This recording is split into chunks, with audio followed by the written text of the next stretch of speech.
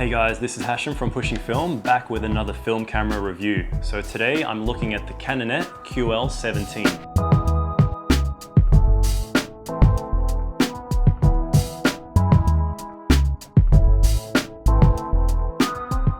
This is a camera that I picked up at an op shop for only $10 with this leather case and strap, and it only had a couple of little quirks. The rangefinder was fairly unclear and the advanced lever was getting a little bit stuck at the end. So I took it home, took the top plate off, and managed to clean the rangefinder and clean and re-lubricate the advanced gears, and it was good as new again. So when it comes to the Canonet series, there were actually quite a lot of variations, but this review can apply to most of those. They started making these in the early 1960s, all the way through the 70s. And with my variation, it's called the QL, which stands for quick loading, and 17 meaning it has an f1.7 lens. So if you see a version that's 19, that means it has an f1.9, or 25 means f2.5, and so on. I would probably recommend staying away from the versions with the f2 point something lens and going with the f1.7 or 1.9 because of how cheap they can go these days. You might as well get the one with the better lens. But in general, you can't go wrong with any of these Canonet cameras.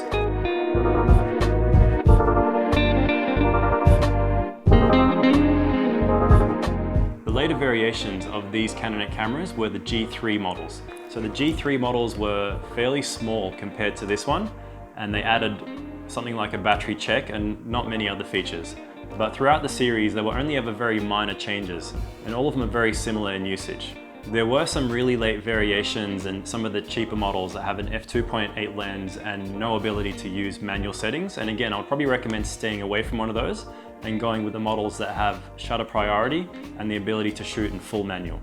So that is one of the things I really like about this camera. It has shutter speeds from 1 second to 500th of a second, which you can use completely manually paired with an aperture setting, or you can put the aperture ring into auto and let the camera choose the aperture for you based on the shutter speed you use, making it a shutter priority camera. Now, one of the quirks with that system, at least with my model, is I have to put it into auto to see the light meter reading, and then have to switch back into manual to choose the shutter speed and aperture that I want to use according to that reading. So when I'm in full manual, it just means that I can't see any meter reading. So this can be a minor annoyance, but I guess it is good for saving the battery when you're not using the camera. So the battery for this camera is actually one of the next quirks. It originally used a 1.35 volt mercury battery, which is almost impossible to find now. There are some equivalents you can buy online, which are a little bit expensive for what they are. So I just recommend going with the 1.5 volt current equivalent, which is generally called VX or PX625. So the meter will work with that type of battery, but it just means that it won't be 100% accurate and you'll have to adjust it accordingly. So with my camera, that just means that if I'm shooting ISO 400 speed, I set it to about half or just less than half. But if you do pick one of these up, all I recommend doing is checking the light meter against another camera you have, or especially a handheld light meter or a digital camera or something you know has an accurate light meter, and then you'll know how to compensate the ISO accordingly.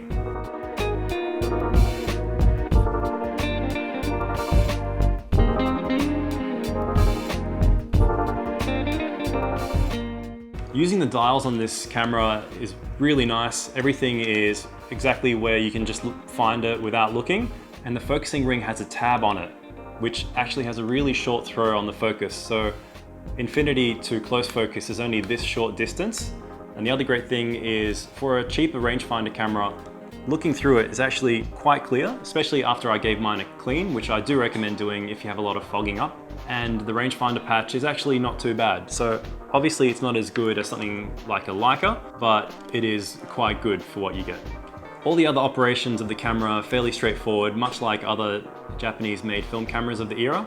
It does have a PC sync socket. I don't use a flash with mine, but it does have a cold shoe there as well. Rewinding is as per usual with most cameras, and the advance on this camera is actually fairly smooth. Another great thing is if you do get a model with the QL, which stands for quick loading, it has this really great quick loading system, which for its time must have been something amazing. All you need to do is just drop the roll of film in, pull the leader out, line it up, and close the door. It pretty much puts it into the take-up spool for you, and you're ready to go. A lot of people are probably going to want to know how this camera compares to a Leica system. And the first thing I can say is they're actually quite different. Now, that's not just in the way they look or feel or the price, it's just in usability. They are entirely different types of cameras, but the main similarity is that they offer rangefinder focusing. But at first impressions, the main thing you'll notice is that my Leica M4 is a fair bit smaller than my variation of the Canonet QL. If you were to find a G3 version, that is probably a fair bit smaller than the Leica, so that would be a really good advantage of finding a G3, although they tend to go for a really high price, and I'm not sure if it's justified. So if you do find a normal QL17 or 19, that'll be a really good way to go. The other main difference is obviously, besides the huge price difference, one of the other main differences between this and the Leica is that the Leica offers an interchangeable lens system. The Canonet is always going to be a fixed lens. With my variation, I have a 45mm lens, and most of them have something between a 40 and 50mm. So that makes this really good as a one camera to do everything, especially for travel and street photography. Another difference is that instead of a focal plane shutter, the Canonet uses a leaf shutter built into the lens. Now, one of the really nice advantages of this is that it's very quiet, especially when you're shooting on the street. So basically what I'd say is that they're completely different cameras, but if you are looking to get into rangefinder shooting, I would actually recommend just going with a Canonet, same thing as I did, and if you really love rangefinder experiences, then you can look at upgrading into something else. When I picked up my Canonet, it was my first experience using a rangefinder, which then eventually led to me trying and buying a Leica. But for yourself, it may not work out the same. I always recommend just starting with something cheap to see whether you're going to like it or not. And even if you do end up going with another camera or upgrading, this is a really great one to keep. It works amazingly well for travel and street photography, and that's why I've kept using mine till this day. So when I picked up my Canonet QL17, I've dedicated it entirely to shooting an ongoing street photography project that I've been doing for the past about year and a half. So that project has involved me shooting this camera with the combination of Kodak Color Plus 200 in a certain local road and commercial strip near a train station. So it's just something that I started doing for fun, and I found a reoccurring theme in some of the photos I was taking and decided to keep shooting it with the same camera and the same film, which I was hoping to give me a consistent result across the board. And so far I've shot about 5 rolls into this project, and it has been working out quite consistently. So my intention with this project was to hopefully either one day print them, put them up as an online series, or even make a zine out of them. I had a working title of Sundried Strip, and I'm going to show you some of those prints now and explain why I gave it that name.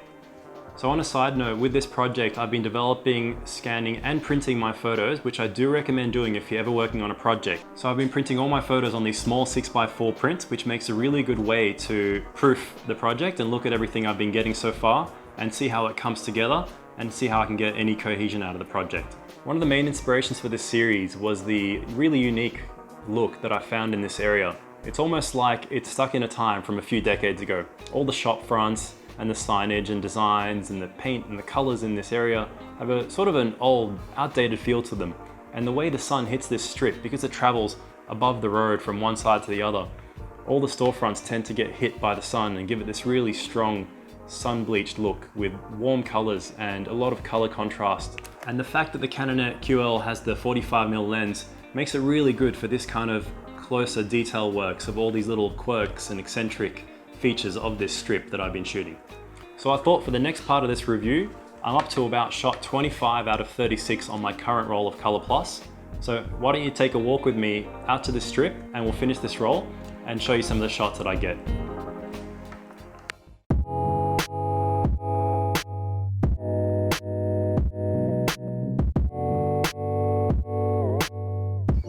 So I usually like to go out on sunny days like this, which is pretty rare here in Melbourne, especially when the sun is a bit low in the sky, especially late in the afternoon or in the morning when the sun's hitting from a low angle. So we'll head to the main area and try and get some shots.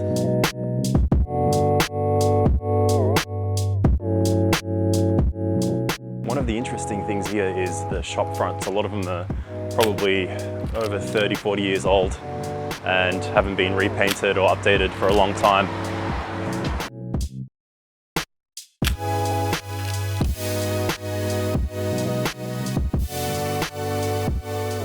So funny enough, I just walked into the op shop where I actually bought this camera for $10 to see if the old man that was working there was in today, because sometimes he brings in the cameras, but he wasn't there, and I took the opportunity to take a couple of shots of the ladies that were working there.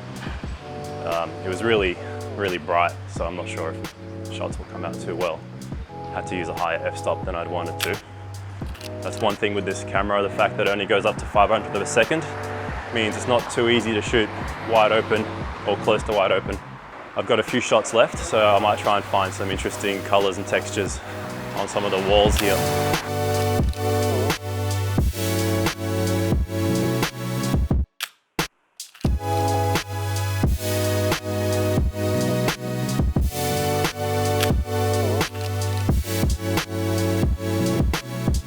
With that last shot, in situations like that where you have to raise the camera straight away and take the shot, it's probably not worth trying to use the rangefinder patch. It would just take too much time. So normally that's the kind of situation where zone focusing is the better option. But what I thought I had focused on, I thought I'd set the focusing tab to about 2 meters or 1 meter, something that should have achieved hyperfocal distance within that range I was working. And I put the camera down and I realized I was actually on, something a bit off that. So I think I'm probably misfocused that shot. Took another couple where I used the rangefinder patch, but the moment wasn't as good. But that's mostly my fault because I hadn't used this camera in quite a while and had forgotten all the positions where the tab represents a focal distance. So what I would recommend when using one of these things is to try and really get used to the focusing tab, and especially if you're going to shoot street, is learn how to use zone focusing and try not to rely on the rangefinder patch too much.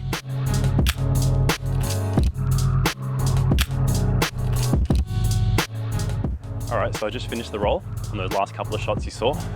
In practice, when using this camera, it really is worth getting used to zone focusing with that focusing tab. And another little quirk that I was reminded of is the fact that the meter only works in automatic mode. So if you are going to rely on the meter, it means you have to switch into auto, read the meter, switch back into manual and choose the shutter speed that you want, which can be a little bit of a nuisance. But if you're not really relying on the meter, or if you're shooting a bit more slowly, this was just a really unusual quirk on a lot of the entry-level beginner cameras. They only really had the meter working in auto mode, so just something to get used to, I guess. I'm gonna head to my local lab now, drop off this roll so we can see what we got.